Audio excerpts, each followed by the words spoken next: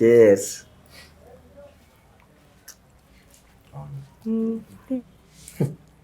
కానీ ఏమింద్రా?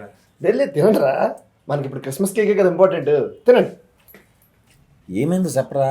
తీయగా ఉంటుందిరా, క్రిస్మస్ కేకే కదా ఇంపార్టెంట్. కానివ్వండి. ఏంటి ప్రసాద్ చెప్పు.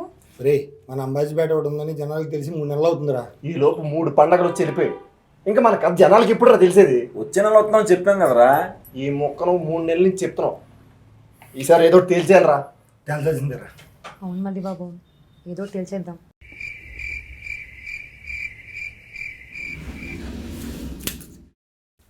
రే, 1వ తారీఖున వద్దాం, మనతో కొత్త సంవత్సరం మొదలవుతుంది. టీహెచ్లో వద్దనేది, మరి పబ్లిసిటీ ఎవడు చేస్తాడు? కరెక్ట్. 12వ తారీఖు వద్దాం. గుంటూరు కారం తెలుసు కదా, మంట ఎత్తిపోద్ది. మా సూపర్ స్టార్ సినిమా, నేనే ఫస్ట్ డే వెళ్ళాలి. 13వ తారీఖు వద్దాం. ఈగలు ఉంది. దాని మీద ఎత్తే ఏగలు తొలగాల్సిందే. అవును, వెంకటేష్ గారి ఫిల్మ్ కూడా ఉంది. మా ఫ్యామిలీ అంతా అక్కడికి వెళ్తారు కదా. 14వ తారీఖు ఎత్తే ఉంటది నా సామి రంగా. ఆ సామి రంగే నాగార్జున గారు వస్తున్నారు. ఇదంతా కాదు మళ్ళీ బాబు, హాయిగా సెలవులు రావచ్చు కదా. ఎలాగో నీకు ఈ సంవత్సరం కలిసి వచ్చింది. ఈ సంవత్సరం కలిసి వచ్చింది, నెక్స్ట్ ఇయర్ ఏమైనా కొత్తగా చేద్దాం కదా.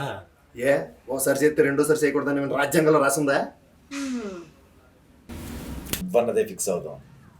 ఈ సంవత్సరం writer Padmabhushan, next year Ambajipeta marriage band, ఫిబ్రవరి 2వ తారీఖు వద్దాం. ఫిక్స్. 1వ తారీఖు జీతాలు కూడా పడతారా? అందుకేగా ప్లాన్ చేసింది.